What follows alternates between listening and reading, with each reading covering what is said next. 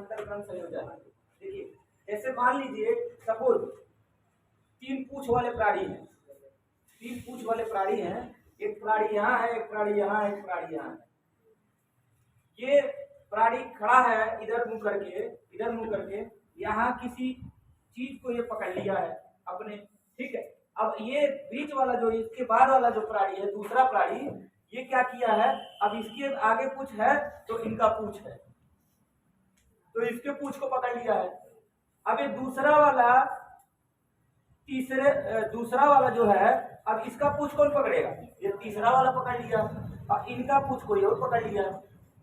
तो हम लोगों में यही चीज हम लोग देख रहे थे कि प्रतिरोधों के श्रेणी क्रम संयोजन में पहले प्रतिरोध का, ठीक है, प्राणी बोल रहा है, ठीक है, पहले प्रतिरोध का दूसरा सिरा, मतलब दूसरा सिरा उसका पूछ, दूसरा सिरा दूसरे प्रतिरोध का पहले सिरे से जुड़ा है, और तीसरे का पहला दूसरे के दूसरे से जुड़ा है, ठीक है।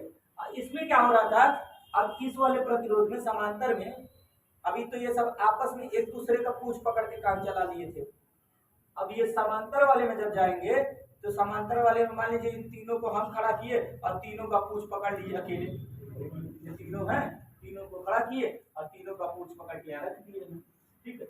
ये आपका समांतर है।